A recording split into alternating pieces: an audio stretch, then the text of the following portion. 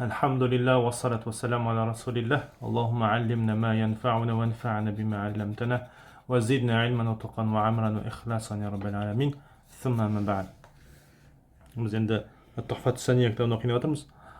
Bu arab tilinin жалпы синтаксисін я наху ilminin үйренудегі жаңағыдай қай сатыға кіреді. Жалпы бірінші біле кетсек, араб тілі наху кітабын оқу кезінде өзіндік тәртіптер бар. Мысалы, Мысыр елдерінің жүйесі бойынша, Мысыр елдері әртүрлі негізі, Түркиянікі басқа, басқа елдердікі басқа деген сияқты. Мысалы, Мысыр елдерін қарасақ, былай жүреді екен оқушылар. Бірінші әжрүмие оқытады, мәтін. Әжрүмиені оқиды. Соның ішінде кең танымал болған шархтардың бірі ол Тухфатус Сания. Тухфатус Сания. الشيخ محمد بن محي الدين ابن عبد الحميد وهو نافع في فهم القواعد والتدريبات. يعني жалпы бұл Мұхаммад Махиддин Абдулхамид рахмахуллах ғалымның еңбегі өте пайдалы дейді. Қағидаларды түсінуде өте пайдалы беретін кітап.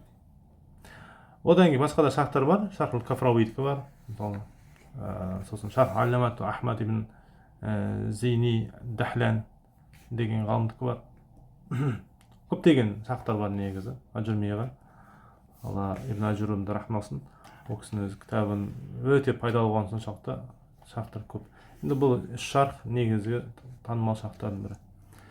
Енді осы шархтың біреуі оқытылады. Біз оқи оқимыз осы. Енді одан кейін Азхария деген кітап бар. Әл-Азхария кітап. Сол оқытылады мәтіні. Немесе шархымен бірге оқуға болады. Тоже Мұхаммад Мухиддин Абдулхамидтің шархы. تنقيح الأزهرية деген في علم العربية في علم النحو деп келеді. في علم العربية немесе في علم النحو деген кітап.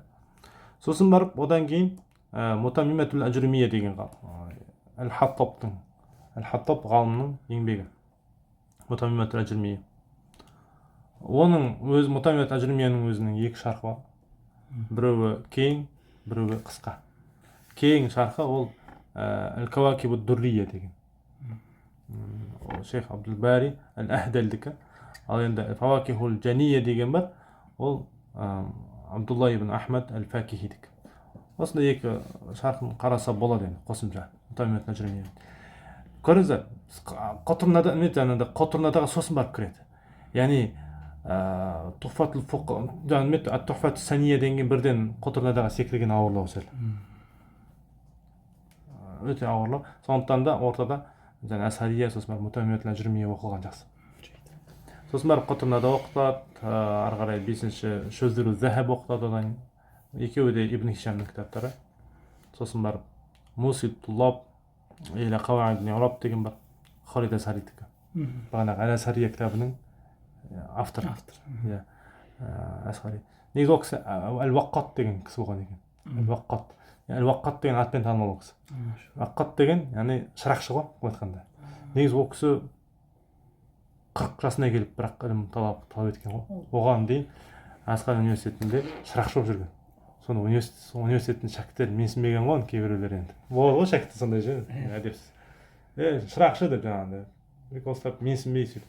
Ауыр сөздер айтқан себепті ол кісі намыстанып ілім жолына түскен ғой. Сөйтіп шейх болып қаншама кітаптар жазып үлкен дәреже жеткен. Енді сосын ары қарай Әлфият ибн Мәлик оқылады, көрдіңіз бе? Ары қарай осылай кете береді. Әлфият ибн Мәликтің ішіндегі ең көп пайдалы шарх ол Ибн Ақилдің шархы. Осылай бірнеше шархтар бар оқытылатын. Сосын Муғнид Лабиб ан Күтүбул Ағариб деген кітап бар Ибн Хишамның. Осындай кітап оқыса керемет болады. Енді ары қарай осы жалпы негізі осы. Енді біз өзіміздің кітабымызға тоқталайық. Бисмилlah. Бисмиллахир-рахманир-рахим. Мұқаддимату шарих. Әлхамдулиллахи ва кафа. Яғни Аллаға мадақ мақтаулар болсын. Ва кафа, Алла жеткілікті бар нәрсеге. Ва саламуху аля ибадихи аллазина истафа. Яғни Алла Тағаланың сәлемі өзін таңдап алған құлдарына болсын дейді. هذا شرح واضح العبارة. бұл шарх واضح العبارة. яғни мәтіні түсінікті болған шарх дейді. Түсінікті ғой, айбарасы, яғни жазылған стилі, сөйлемдері түсінікті шарх. Захирул ишара. Ишараттарда, мысалы, ишараттар береді, мысалы, мынау былай деген сияқты түсініктемелер берген кезде анық дейді, анық түсініктемелер береді, анық ишаралар береді деп отыр. Яфиу самара, яғни жемісі өніп өскен, яғни пісіп жетілген жемістер дейді. Жемістері пісіп жетілген дейді бұл кітаптың, шархтың. Данил қитаф, жинауға жақын, үзіп алуға. Соншалықты піскені, айтқанда алма піс аузына түс деген сияқты, дәл аузына келіп тұрады дейді жемістер. Тек жұлып жейсің, шаясаң бұл ғой түс деп. Касирул әсилә ва тәмринат дейді. Сұрақтар өте көп қойылады, көрдіңіз бе? Өйткені сұрақ жауап не жақсы пісіреді адамды. Сұрақ жауап. Сондықтан әрбір бөлімнің соңында сұрақтар келеді. Тәмринаттар бар және де, жаттығулар. Қасатту бихи зульфа илаллахи тағала. Алла тағаладан осы кітап арқылы, шарх арқылы ғой, бихи дегенде, шарх арқылы зульфа илаллах, Аллах тағалаға жақындықты мақсат тұттым дейді. Қасатту. Не? Мақсат тұттым. بتيسير فهم المقدمة الأجرومية على صغار الطلبة. Енді кішкентай ілім талап етушілерге осы әжірмияның кіріспесін жеңіл түсіндірумен түсіндіру арқылы да айтсақ, түсіндіру себепті Алла тағаладан осы шарх арқылы жақындық сұраймын дейді. Енді кішкентай ілім талап етуші деп жатыр. Дегенмен де шында да бізге сай келеді қазір. Шында да لأنها الباب إلى تفهم العربية. هذا ضمير اسم مقدمة الأجرمية تتر. سنتويا وال الباب تيت الباب إلى تفهم العربية. عرب تسنوجي بر يسك تيت. البراتنيا التي هي لغة سيدنا. يعني عرب تلدقني وال Peygamberimiz Mevlana Resulullah sallallahu aleyhi ve sellem. Peygamberimiz sallallahu aleyhi ve sellem'nin tilidir. Ve ala alihi ve sahbihi ve sellem. Onun жаңағыдай отбасының және ve ala alihi ve sahbihi ve sellem. Ya onun жаңағыдай сәлем болсын деп отыр ғой айтқанда. Mevlana Resulullah sallallahu aleyhi ve sellem. Яғни Resulullah дегеннен кейін sallallahu деген түсіп қалған. Түсінікті ғой, Resulullah Найзде кітапта түсқаған. Электронды кітапта.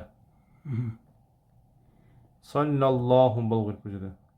Алейхи деген. Түсінікті ғой? Саллаллаху алейхи ва сахбихи ва саллям. Мұның барлығы дұға болады. Немесе саллаллаху алейхи ва саллям деп мына жерге жаза салған ғой енді. Мына жерге жаза салған. Барлығы дұға енді, дұға. Түсінікті ғой? Сонда пайғамбарымыздың дұғасы және де луғатул китабил азиз, Құран кәрімнің кітабы. Үстем болған кітаптың тілі дейді. Машалла. Ва арджу ан астахиққа бихи ридаллахи азза ва жал. Мен үміт етемін деп отыр. Астахиққа деген, яғни соған лайық болуға. Бұл айтқанда бимағына лайық болуға дегенде міндетті түрде мен соған лайықпын деген сияқты мағынада емес, ол жерде соған сол хаққа бұл айтқанда негіз жетуге деген мағынада. Негіз айтады ғой, ана мустахиққун аля залик, мен соған лайықтымын деген таңдай бір.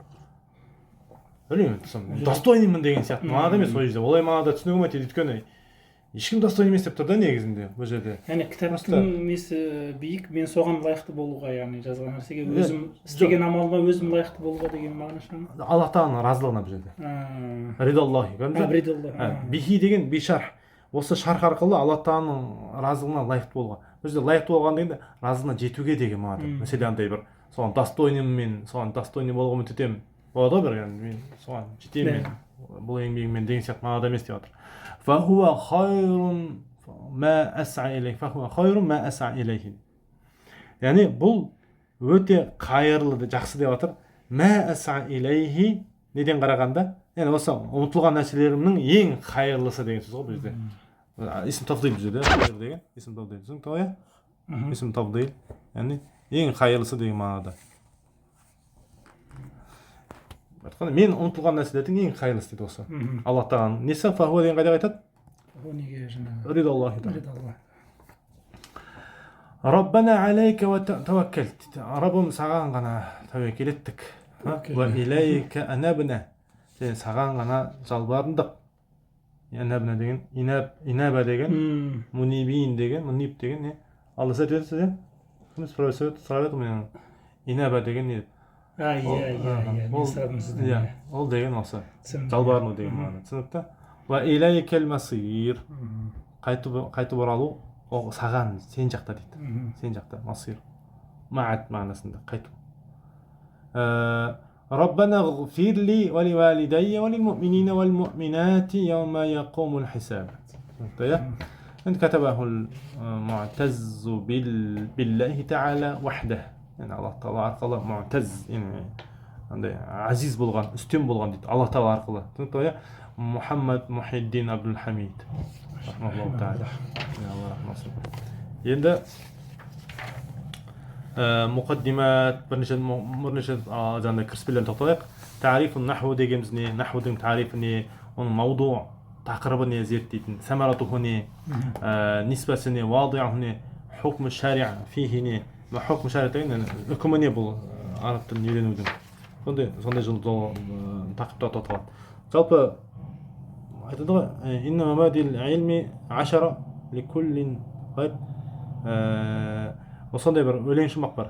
Яғни әрбір ілімнің жаңағыдай қағидалары 10 дейді. Кіріспесі 10 кіріспесі бар дейді. 10 былай айтқанда ұстанымы дейміз ба қалай? Әр ілімді зерттемес бұрын 10 нәрсе зерттеледі өзі, 10 нәрсе. Сондықтан соның ішінде сондай өлең шумақ ретінде жазылатын бір батын, осының барлығы өлең шумақпен жазылатын негізінде. Мысалы бірінші сондықтан тариф айтылады. Хадд деген, хадд деген тариф. Тариф хадд деп келеді кейбіреулер әл-хадд деп. Ол тариф мағынасында. Түсінікті ғой? Анықтама. Анықтамасы не? Араб тілінің нахудың анықтамасы. Калимат наху деген сөз тутлақу фил луғатил арабия аля иддати маан. Бірнеше мағынаны білдіреді жалпы араб тілінде наху деген сөз. Бірінші жиха. Тарап. Тақулу мысалы захабту нахва фулан. Ана жаққа қарай, ана пәленше жаққа қарай кеттім, бардым. Енді сол тарап жаққа қарай деген мағынада, иә? Жақ мағынасында. Ва минха шибху вал мисл деген мағынасы бар. Шиб мисл деген не? Ұқсас, сол сияқты деген сияқты. Мысалы, Мұхаммад наху Али. Мұхаммад Али сияқты. Яғни шибху ма мислуху, яғни мислу Али деген мағынада. Тутлақу алимат, бұл енді осында екі түрлі мағынасы бар. Тутлақу калимату наху في اصطلاح العلماء على العلم بالقواعد التي يعرف بها أحكام أواخر الكلمات العربية في حال تركيبها من الإعراب والبناء وما يتبع ذلك. ندي واتر يعني علم بالقواعد قاعدаларды білу дейтеді. Қандай? يعرف بها أحكام أواخر الكلمات العربية. Араб тілінің сөздерінің соңының үкімдері сол арқылы белгілі болады дейді. Сол арқылы деген қай жақ? Не арқылы? Қауағитқа қайтады. Ха домир қауағитқа қайтады. Қауағитқа қайтады. Түсінікті ме? Араб тілінің қағидалары арқылы сіз араб тілінің әрбір сөздерінің соңғы харакаты қалай болатынын білесіз. Фи хали таркибиха, яғни тәркипталған кезінде. Калиматтар, әрбір сөздер калимат. Тәркиптар өзі, тәркип, муфрад, жаңағындай мураккаб болып тәркип жасалады ғой. Мысалы, мураккаб, тәркипталған кезде, былай айтқанда, біріккен кезде, сөйлем болған кезінде, әрбір сөздердің соңғы үкімі дегені, ахкам деген, соңғы харакаттар қалай болады? Әр сөздің. Соны сіз қағида арқылы білесіз. Сіз ғой, ол иғропта, бинада қалай болатын барлығы, сіз сол қағида арқылы білесіз. Яғни иғроп па, жоқ, бина ма ол жер. Яғни мағроп есімдік па, етістік па немесе. Мысалы, зайдун, зайдин, зайдан ба, жоқ әлде хаза ма. Мысалы, раайту хаза, жаа хаза, марарту би хаза. Хаза өзгермейді. Ол бина, мәбни. Көрдіңіз ба? Осы нәрселердің барлығын сіз қағида арқылы білесіз. Ама ятбау залик, және соған еретін нәрселерді. Иғропқа да, бинаға да еретін нәрселер. Түсінікті? Бұл ереже. Неме жетеді? Жаңағындай. нахудың анықтамасы. Түсінікті ғой, иә? Нахудың анықтамасы. Мауду. Енді тақырыбы не бұл нахудың ілімінің зерттейтін? Екінші мәселесі. Түсінікті ғой, иә? Мәбәди ашараның екіншісі ол мауду илми наху ілімінің нысаны былай айтқан тақырыбы не қозғайтын? Ол калиматул арабия. Араб тілінің сөздері. Арабша сөздер ғой, қысқасы. Min jihatil bahsi wa an ahwaliha al-mazkura. Былай айтқанда, жаңағындай араб тілі min jihatil bahs келген айтылған халдерін зерттеу тарапынан. Былай айтқанда, ол қандай халде келді? Айтылып тұр, мысалы, бір араб тілі келіп, арабша бір сөз келіп тұр, оның халі қандай? Ол жаңағыдай айтқандай мағраб па, жоқ әлде мәбни ма, сол нәрселерді зерттеу. Түсінікті ғой? Араб тілін былай айтқанда зерттеу ғой. Енді араб тілінің әріптерін сөздерін зерттеу. Қысқасы осы. Енді одан кейін үшіншісі сәмара, жемісі. Сәмарату тааллумул илмин наху ілімінің үйренудің жемісі не? Қандай жемісі? Сиянатул лисан анил хатаи фил каламил араби. Яғни арабша сөйлемдегі қателіктен тілді сақтау. Сияны сақтау, яғни тілді қателікке ұрынып қойған сақтау. Жеміс осы. Сіз араб тілін үйреніп шыққан кезде, нахуды үйреніп шыққан кезде беретін жеміс сол. Сіз нахуды жақсы меңгеріп шықсаңыз, сіз оқыған сөздеріңізде қателік болмайды. Фахмул Құр'ан кәрим. Осы Құранды түсіну. والحديث النبوي пайғамбар хадистерін түсіну негізі фахман сахихан, дұрыс түсіну. Аллазайни, яғни екеуі Құран және де хадис. Аллазайни хума аслу шариат исламия. Ислам шариғатының негізі екеуі. Ва алейхима мадаруха. Мадаруха деген яғни қайнар көздері сол. Мадар деген қайнар көз манасында. Яғни хада дамир ол шариат исламия барады. Шариат ислам шариғатының мадары ол екеуі. Яғни өзегі деп айтсақ болады. Өзегі қайнар көзі. Нисбатуху нисба, яғни бұл кімдерге телінеді? Нисбасы дейді ғой, жаңағыдай. Тегі, тегі кім қайдан шыққан деген сияқты. Ва хуа мин улумил арабия, араб тілінің ілімдеріне бойынша наху деген ілім. Түсінікті ғой, иә? Одан кейін вадиуху, кім құрды бұл тілді? Бұл наху ілімін кім құрды? Ал-машхуру анна аувала вадиун لعلم النحو. Енді осы наху ілімін алғашқы құрған адам, ол енді көп танымал болған көзқарас бойынша, ол хуа Абул Асвад ад-Дуали. Абул Асвад ад-Дуали деген ғалым. Табиғи ғалым. Би амри амирил муъминин Али ибн Аби Талиб радиаллаху анху. Анхума. Енді екеуінде Алла разы болсын. Жалпы ол кісі Али ибн Аби Талиб радиаллаху анху бұйырған наху ілімін жазып шығуды. Сөйтіп наху ілімін жазып шығады. Хукму шариғ, енді шариғатта үкімі қандай оның? Қалай бұл? Харам ба үйрену, жоқ қалай? Мубах па, сонымен танысайық. Ва тааллумху фардун мин фурудул кифая дейді. Бұны үйрену парыз кифая дейді. Парыз кифаялардың бірі. Аллаху акбар. وربما تعين تعلمه على واحد فصار فرض عين عليه дейді. Кейде ол фард айн болып кетуі мүмкін. Яғни бір адамға тағайындалып кетуі мүмкін. Өйткені басқа ешкім білмей жатса араб тілін үйрену, басқа адамдардың арасында сіз жалғыз қалып жатсаңыз, онда сізге фарз айын болады халықтың арасында. Кейбір кезде фард кифая фарз айын болып кетуі мүмкін. Сондықтан өте маңызды. Енді мұсаннифқа тоқталайық. Енді мәтінге кіреміз. Бұл жерде мұсаннифті айтқаны ол Ибн Ажуррумның сөзі. Ақулу деген ол шарх. Мұхаммад Мухиддин Абдул-Хамидтің шархы.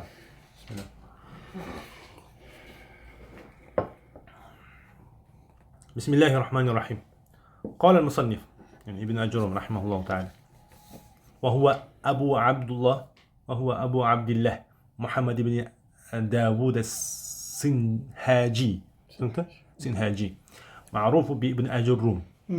ابن أجرم деген сөз атпен танымал. Негізі өз аты محمد محمد السنهاجي деген шыққан. المولود في سنة 72 يعني 672 жылы дүниеге келген.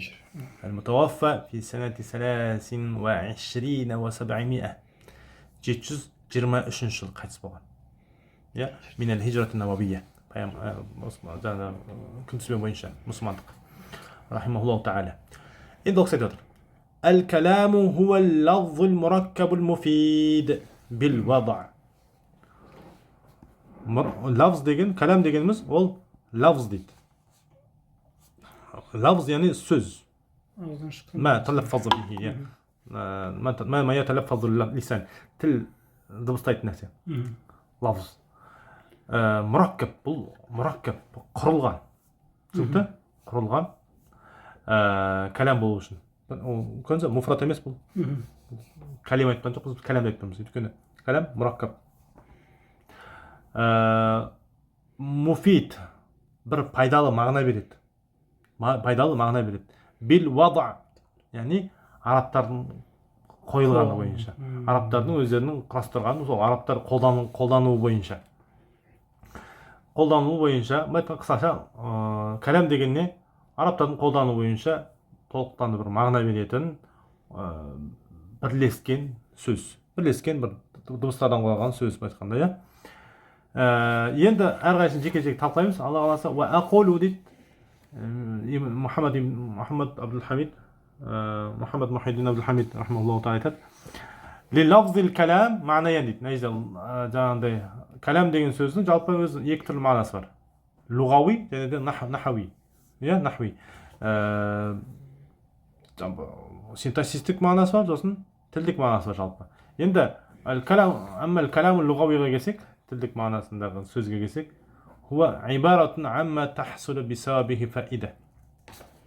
Ол деген жалпы бір андай амма тахсулу бисабихи, соның себебімен, яғни кәламның себебімен бір пайда жүзеге асатын сөз айтатын негізі. Пайда жүзеге асатын. Сауан акана лавзан, ол лавз болуы мүмкін, немесе лавз болмауы мүмкін. Әмләм якун. Лавз болмауы мүмкін ол. Соны кәлам дей береді. Не лұғауи тілде ше. Мысалы мынау жазылып тұр ма нәрсе? Ол да кәлам. Кітаптағы сөйлемдердің барлығы да кәлам. Ол жерде дыбыс жоқ қой. Дыбыс жоқ. Немесе стрелкалар тұрады ғой. Стрелка, мына жаққа бұрыл деген сияқты. Мысалы ишаратлы мұру, өту жолақтары, мысалы мына жаққа бұрыл, стоп деген сияқты. Ол жерде жазулы жоқ, ол жерде мысалы цветтер ғана тек қана. Мысалы светофордың қызылы, жасылы, оның барлығы кәлам негізі. Тілдік мағына алып қарасаң. Сондықтан кәл хатти вал китабати вал ишара дейді. Көрдіңіз? Барлығы сызықта, жолақтарда, жазуда ишаралардың барлығы, стрелкалардың барлығы не болады? Кәлам. Ол тілдік мағынада кәлам. Мағынасы солай. Осыны айтып жатыр. Асында иза қала ләка қаил. Мысалы, асында айтып отыр да, егер де саған бір адам айтсам, хәл ахдарта ли al-kitab alladhi talabtuhu minka. Мысалы, сізге солай айтса, мен сізден сұраған кітапты алып келдім бе деп айтса. Фа ашату илайхи би расика. Мен фауқика иля асфа. Былай. Басында жоғарыдан төмен қарай бүйтіп шайқасаң дейді да. Фа хуа яфхаму аннака тақулу лаху наам. Сен оған иә деп айтып жатқанды түсінеді да ол. Бас изесең яғни. Осы ишараның өзі кәлам негізі. Көрдіңіз, лұғауи тұрғыдан. Тілдік мағынада. Енді әммәл кәламу нахуи. Ал енді синтаксистік, наху ілімінде қолданатын кәламға келсек те жатыр. Ол бөлек. Сондықтан оған келсек, фәлә будда мин ай яжтамиа фихи арбаат умур. Бұл жерде өз төрт нәрсе орын алу керек.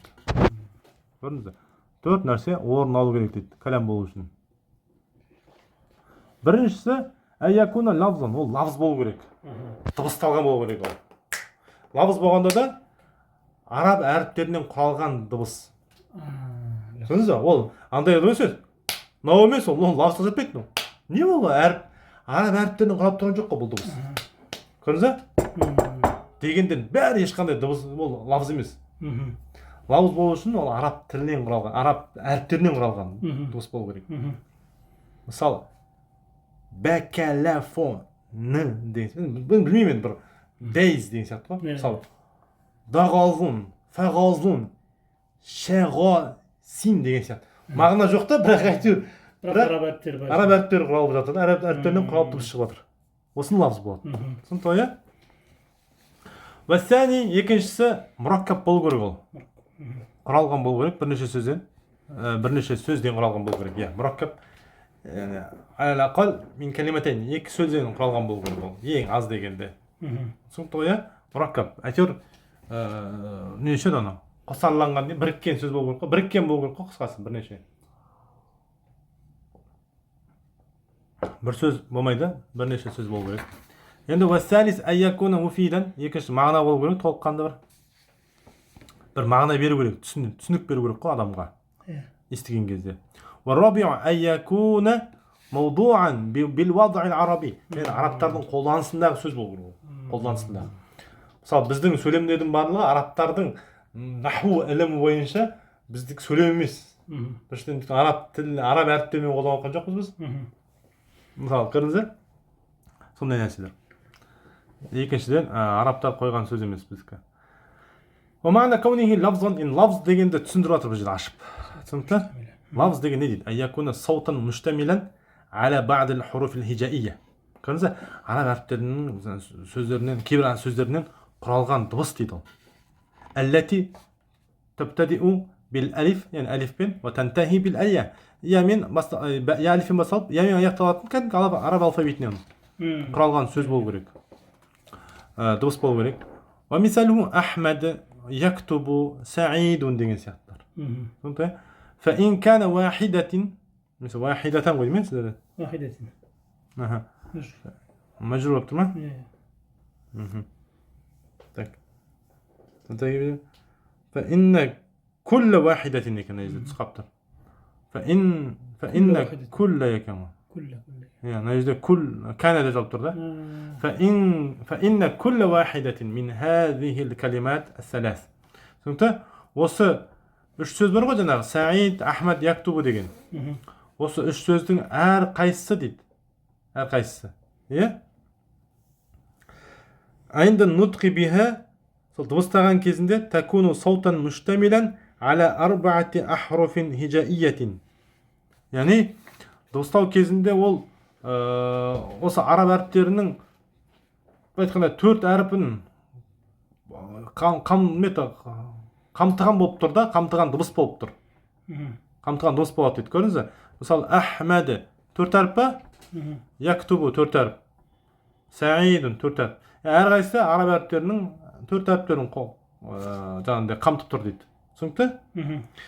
Фил ишарат мәселен, ишараға келсек, жаңа айтқандай.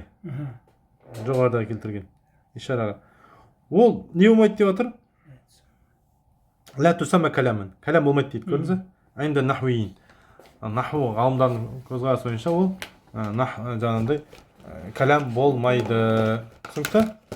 Соны айтып жатыр бұл жерде. Маша Аллаху та'ала. لا تسمى كلاما عند النحويين لعدم كونها صوتا مشتملا على بعض الحروف تكون عارف жоқ ежде әріптерден қалмаған дыбыстың жоқ болу себепті бұл жерде мүлдем дыбыс жоқ түсінікті ғой әріптерден құралған араб әріптерден құралған дыбыстың болмаған себепті وإن كانت تسمى عند اللغويين كلاما тіл ғалымдардың көзқарасы бойынша ишара баспен изегеннің өзі не болғанмен де калам болғанмен де бірақ наху ғалымдар бойынша ол калам емес. Яхусул фаидати биха. Айтады өйткені онда пайда бар ғой дейді да бәрі. Сен басын сіліп келген кезде сен түсінесің ғой дейді. Оны сен пайда аласың ғой дейді. Муфид ғой дейді. Иә муфид. Бірақ ол лафыз болмас қой. Лафыз болмаған себепті ол калам емес толыққан. Маша Алла. Енді ары қарай. Енді мәнал каунихи мураккабан. Мураккаб болу керек дедік қой, иә? Онда мақсат не? Айякуна муаллафан мин калиматини ау аксара. Көрдіңіз? Бір екі сөзден немесе одан да көп сөзден құралған болу керек ол. Сөйлем болу үшін, да? Наху мысалы Мухаммаду мусафирун. Көрдіңіз? Мухаммад мусафир. Mesela العلم نافع يبلغ المجتهد المجد لكل مجتهد نصيب деген сияқты әйтеуір бір екі сөз немесе одан да көп сөздерден құралған болу керек сөйлем болу үшін. Бастауыш болу керек. Иә. Әл-илму хайру ма тас'a илейх. Ілім деген ол сен ұмытылатын нәрселердің ең хайырлысы деген сияқты мағынаны білдіретін сөздер болу керек. فكل عبارة من هذه العبارات осы сөздердің әрқайсысы تسمى كلاما кәлам болып есептеледі. وكل عبارة منها осы әрбір сөз осы жерде әр ибара бар ғой неден құралып тұр? Минха жаңағы осы ибараттардың ішіндегі әр ибарат ол муаллафатун мин калиматайни ау аксара. Екі сөз немесе одан да көп сөздерден құралған. Мұхаммадун Мусафир деген сияқтылар, иә? Мысалы, әл-илму хайру ма тас'a илейхи деген қаншама сөзден құралып тұр? Көрдіңіз бе? Әл-илму хайру ма тас'a илейхи. Бесеу. Мысалы, фәл-калиматул вахида бір сөз ла тусамма каламан. Бір сөз кәлам болмайды. Нахаттардың көзқарасы бойынша.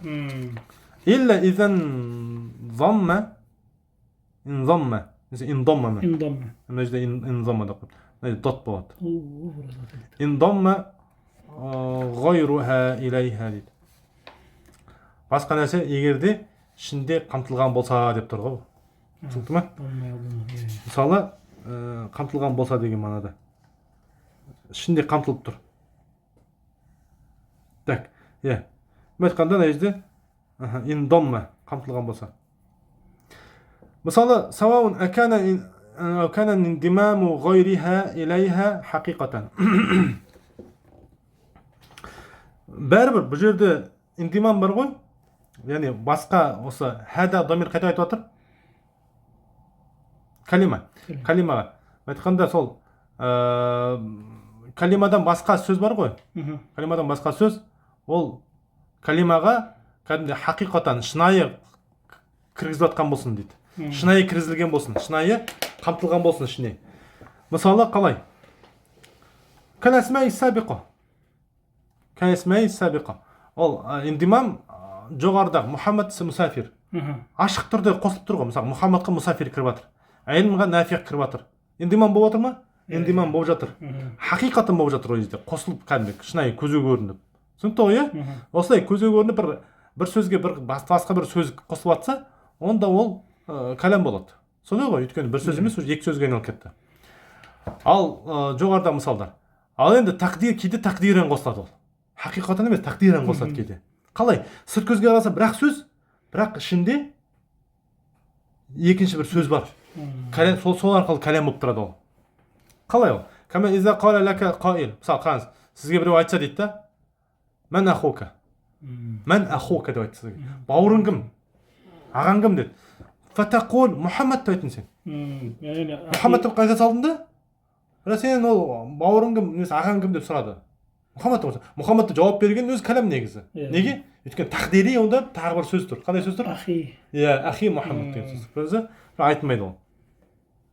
Енді айтпаған айтуға да болады, бірақ айтпай қысқарта салады. Түсінікті ғой, иә? Фахадихил калимату ту'табару каламан. Бұл да кәлам болып есептеледі бұл сөз. Неге? Лианна тақдир, өйткені жорамалдан жасырып тұрғаны Мұхаммадун ахи. Мұхаммад менің ағам, бауырым. Фахия фит тақдири ибаратун муаллафатун мин саласи калимат. Бұл үш сөзден құралып тұр дейді. Үш сөз деген енді саласи калимат деп ахи, яғни бөлек айтып тұрған сияқты соған қарағанда. Мұхаммад бөлек, ахи деген бөлек, ах бөлек, я бөлек, иә? Қысқасы осылай. Түсінікті? Енді бұл муфидқа тоқталып жатырмыз енді. Муфид дегеніміз не? Не үшін муфид деп айттық бұл мысалы? Сөйлемді қойдық қой, әл-лафзул мураккабул муфидул бил вадъ дедік. Әл-лафз мураккаб түсінікті болды. Енді муфидқа келіп жатырмыз. Муфид деп айтуының себебі аяхсуна сукутул мутакаллими алейхи дейді. Яғни мутакаллим сөйлеуші адамның тоқтап үндемей қалуы жақсы болуы дейді. Жақсы. Мысалы, mesela mutakallim айтсақ болады, mesela сәмиғ деп айтсақ болады бізде. Бихайсу ла ябқа сәмиғ. Сөйлеп тұрған адамның үндемей қалуы жарасады дейді да. Мысалы, бір сөйлем толық айтқан кезде ше. Бүгін сабақ басталды деп айтқаннан кейін мен үндемей қоя салу маған жарасады. Неге? Өйткені мен айтқан сөйлемім толық болды да. Сізге бір мағына жеткіздім мен. Пайдалы болды ма менің сөзім, сөйлемім? Толыққан бір пайдалы болып сізге ақпарат жетті. Пайда алдыңыз сіз содан. Бұл сол себептен мутакаллим тоқтауы жарасады дейді да. Жарасуы дейді. Жақсы болуы деп тұр ғой айтқанда. Түсінікті ғой? Бихайсу, яғни сондай себепті, себебі ла ябқа самиу мунтазиран ли шейин ахар дейді. Ал тыңдашы адам басқа бір нәрсені бүйтіп тосып қалмайды дейді да. Тағы не айтады деп тұрмайды уже. Түсінікті ғой? Түсінеді, иә. Толыққан мағына бердім өйткені. Мен байлап айтсамшы, былай деп айтса дейді да, мысалы. Фалау құлты. Иза хадар устаз деп тоқтап қалсашы. Егер ұстаз келсе деп тоқтап қалсам да. Сіз қанағаттанасыз, қанағаттанбайсыз да, көрдіңіз. Ла юсамма залика каламан. Ол калам болмайды дейді. Иә, шарт болып қалыпты, жауап жоқ. Валау аннаху лафзун мураккабун мин салас калимат дейді. Иә, бұл үш сөзден құралып тұрған лафз болса да, үш сөз бар ғой. Үш сөзден құралып тұр, бірақ муфид емес та ол, бірақ көрдіңіз. Бізде нелер шығады ғой, имамдыққа шығады ғой, қарекеңдер, енді көп қарекеңдер мағына білмейді ғой. Осы Құран аяттарын айтып келеді, енді біз аздап түсініп тұрамыз оқығаннан кейін. Ұзағынан оқиды, бірақ шартты оқиды да, осылай. Шартты оқиды да, жазаны короче оқымай кетеді. Сол екінші ракатта жаза оқиды шығар, енді хотя бы деп тыңдап тұрсаң, екінші ракатта басқа аятты оқиды. Әнженде ол шаңырап қаласың. Араб тілін білудің несі жаңағыдай пайдасы. Енді ұстаздар шыққан кезде кәдімгі толыққанды бір нені айтып береді, жаңағыдай жәннат пен тозақтың несін. Машалла. Түсінікті? لأن المخاطب ينتظر ما تقوله بعد هذا مما يترتب على حضور الأستاذ. Көрдіңіз? Яғни тыңдаушы адам, мұхатаб деген сәмиқ қой енді.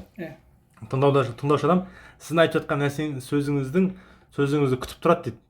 Яғни бәді хәзір содан кейін сіздің не айтатыныңызды күтіп тұрады дейді. Яғни сол ұстаздың келуінен кейін не нәрсе орын алды, сол нәрсені сізден күтіп тұрады деп атады. Түсінікті ғой, иә? Фаиза қульта, егер сіз былай айтсаңыз, иза хадарал ұстазу ансатат таламизу. Егер ұстаз келсе, шәкірттер үндемейді. Жым болады, ансата, яғни тыныш болып қалады. Тынышталды. Сора каламын, ол кезде сөйлем болды дейді. Көрдіңіз? Ли хусулул фаида. Толыққанды мағына берген, пайда берген себепті. Түсінікті ме? Машалла. Енді معنى كونه موضوعا بالوضع العربي соңғысы بالوضع деп айттық. Yani اللفظ калам деген не болды? اللفظ المركب المفيد بالوضع. түсінікті? енді بالوضع арабтардың қойылған сөзі, иә. бұл анықтама жаттау керек. أن تكون الألفاظ المستعملة في الكلام من الألفاظ التي وضعتها العرب للدلالة على معنى من المعاني. бұл сөйлемдегі мысалы бірінші кәнәнің исім тауып алайықшы. Исімсі былай. Сөйлемдегі қолданылған дыбыстар бар ғой, сөздер бар ғой, сөйлемде қолданылған сөздер дейді. Сөйлемде қолданылған сөздер, олар неден болу керек? Сөйлемдегі қолданылған сөздер. Барлығы арабтардың қойып берген сөздерден болу керек. Арабтар қолданған сөздерден болу керек. Көрдіңіз? Сөздерден болу керек деп жатыр. Не үшін? Лидалалати аля ма'нан минал ма'ан. Өйткені бір мағынаны беру үшін. Көптеген мағыналар ішінде бір мағынаны білдіру үшін. Түсінікті? Мәселен, хадара калиматун вадa'аха ал-арабу ли-ма'на. Мысалы, хадара деген сөз не үшін мысалы қолданады арабтар? Бір арабтар белгілі мағына үшін қолданған сөз дейді ғой. Арабтар белгілі мағынаға қолданады ол сөзді. Түсінікті? Вахуа, енді хадара мағынасын айтады. Вахуа хусулул худури фи заман ал-мади. Хадара десе фил мади ғой бұл. Көрдіңіз фил мади, өткен шақ. Демек, өткен замандағы худурдың орын алуы, қатысудың орын алуы деген мағына берді. Көрдіңіз? Ва калимат Мухаммад. Мухаммад деген сөз не береді? Бұл Мухаммад деген сөз қад вадa'аха ал-арабу ал-ма'на. Арабтар да тоже бір мағына үшін қолданған. Түсінікті? Арабтар бір мағына үшін қолданды осы сөзді. Ва хуа зату шахс ал-мусамма би хаза ал-исм. Көрдіңіз? Яғни ол не? Осы есімдікпен аталынған бір адам, бір тұлғаның сұлбасы, тұлғаның өзі, заты, тұлғаның заты бір. Түсінікті ғой, осы есіммен аталған бір тұлға ойысып келеді. Ва иза култа хадара Мухаммадун. Енді айтып жатсыз. Екеуін қосып айттыңыз. Такуну қад истамалта калиматайни. Сіз бір екі сөйлемді қолданған болып тұрсыз. Қандай? Күллу вахидин минхума, mesela күллу минхума мимма вадағаху араб. Екеуі де арабта қолданған. Я, екеуде де бір мағына бар толыққанды беретін арабтада. Көрдіңіз? Бихилафи ма иза такалламта би каламин мимма вадағаху al-ajam. Мысалы, сіз ажамдар, араб еместер ойлап тапқан, араб еместер қолданған сөйлемді сөйлеген болсаңыз дейді егерде. Я, мысалы, кәл-фарас деген сияқты.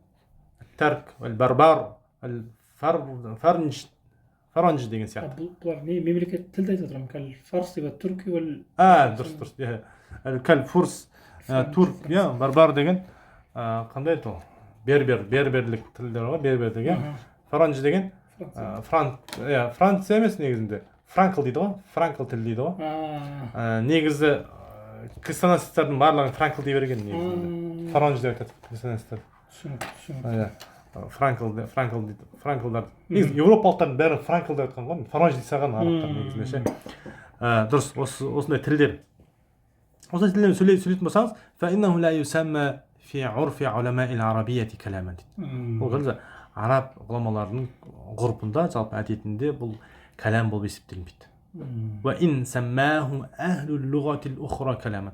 Басқа өзіндік тілдер, тіл иелері бар ғой енді. Олар өздері кәлам деп айтқанмен бір арабтар оны кәлам деп атаған. Түсінікті? Мысалы, біздегі өзіміздің сөйлеп жүрген сөйлемдеріміз біз үшін сөйлем ғой енді, бірақ арабтар бәрі оны мойындамайды деп кәлам емес деп. Түсінікті? Бұл енді наху ғылымының ғалымдары. Түсінікті ғой, Енді әмсилатун лил каламил мустауфи аш-шурут.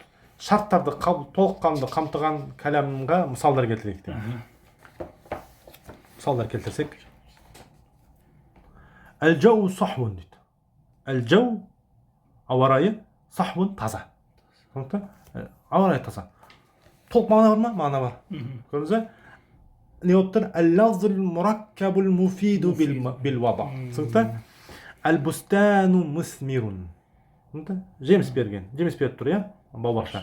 Әл-хилалу сатиъ. Толған әметі, жаңа туған ай не? Жарқырап тұр. Анық көрініп тұр деген мағына. Анық. Туған ай, жаңа туған ай анық. Әс-самау софия. Аспан ашық. Юдиул қамару лейлен. Түнде ай не болады дейді? Жарқырайды дейді. Янжахул мужтахиду. Мужтахид? Жетістіге жетеді. Ла юфлихул касулу. Не мағына? Жалқау жеңіске жетпейді. Табысқа жетпейді. Ла илаха иллаллах. Алладан басқа ешбір қосылуға лайықты тәңір жоқ. Мұхаммадун сафватул мурсалин. Мұхаммад саллаллаху алейхи ва саллям мурсалиндердің, елшілердің софвасы, яғни софва деген таңдаулысы. Избранный. Аллаху раббуна. Аллах біздің раббымыз. Мұхаммадун набиюна. Мұхаммед біздің пайғамбарымыз. Тоңқырды жүмле муфида. Сонда кәлам болып толыққанды. Толыққанды кәлам, алхамдулилла. Әмсатул лил лафзил муфрат дейді. Енді лафзил муфратқа мысал келтірсек. Лафзил муфрат деген бір сөздер ғой, жеке сөздер. Мұхаммад, Али, Ибрахим, Қаума, Мин, әрқайсысы муфраттар. Бір араб тілінен болу керек бұл. Араб тілінен болу керек. Бірақ бізде кәлам емес бұлардың барлығы, өйткені лафзул муфрат болды. Ал кәлам болу үшін лафзул мураккаб болу керек. Мураккаб деген сол муфраттардың бір-бірімен құралғандары. Мысалы, мыналардың бәрі бір-бірімен құралса, не болады? Кәлам болады. Кәлам болады. Әмсилатул лил мураккаби ғайр муфид. Ал кейбір мураккабтар бар, бірақ ғойр муфид ол. Яғни араб тілі емес. Жоқ. Ол да болуы мүмкін. Немесе толыққан мағына бермейді. Бірінші сөз. Мысалы, иза хадр ұстаз деген сияқты. Көрдіңіз? Ол мураккаб қой. Мураккаб мен кәлиматайни, сәләс кәлимат. Муфид емес, көрдіңіз бе? Соны айтып жатыр. Муфид болмайтындар. Мысалы, Мәдинатул Искандария. Бұл не ол Мәдинатул Искандария? Не болып тұрған деген сияқты, көрдіңіз бе? Александрия қаласы. Не болып Александр қаласы? Жоқ, бұл Александр қаласы айтса, кішкене түсінікті болады. Абдулла дейді. Не болып қапты Абдуллаға? هذا عبد الله مثلا أخي عبد الله деп айту керек та мысалы иә немесе Хадрамаут деген ол иә мураккаб бұл мураккаб мәзди бұл мураккаб мәзди тәркиптер өзі бөледі ғой мураккаб мәзди дейді мураккаб адади мураккаб васфи мураккаб идофи көп та мураккабтар соның ішінде мысалы мураккаб идофи мысалы қалам махмуди не болды қалам махмуди көрдіңіз былай қарасаң екі кәлимадан құралып тұр да бірақ сөйлем жоқ мағына жоқ толық емес өйткені мағына бермей тұр ғойр муфид өйткені түсінікті ләу ансатан насу не болыпты адамдар тыныштап қалса егер адамдар тынышталса ары қарай түсініксіз иза жаа шита егер қыс келсе иә мәма ахфал мураи қашан көз бояушы адам айтқанда показуха жасайтын адам жасаса да деп тұр да қашан айтқанда көз бояушы адам жасаса да не болады сонда ары қарай деген түсініксіз иә ин талаати шамс егер күн шықса егер күн шықса не болады түсінікті иә бұлардың барлығы мураккаб ғойр муфидқа мысалдар машалла мына жерде муфрат айтып кетіп отыр лафзы муфрат айтып жоғарыда екеуі де кәлем бола алмайды енді әмсилатун аля ма тақаддам ал әсиле сұрақтар осы сұрақтарға жауап бересіз иншалла жақсы сұрақтар қойылады ма хуал кәлем фұрт ма мәна каунихи лафзан не үшін лафз деп қойды не үшін муфид деп айтты не үшін мураккаб деді не үшін мавдуан бил вадил араби деп айтты әрқайсысы тік сұрақтарға жауап болу керек сондықтан мәсил би хамсати әмсиле 5 мысал келтіріп бересіз лима юсамма инда нухат кәлем деп нухаттардың айту бойынша есептелу үшін 5 мысал келтір дейді түсінікті ары қарай осымен біздің сауалымыз аяқталды ва ахиру дауана анил хамдулиллахи rabbil alamin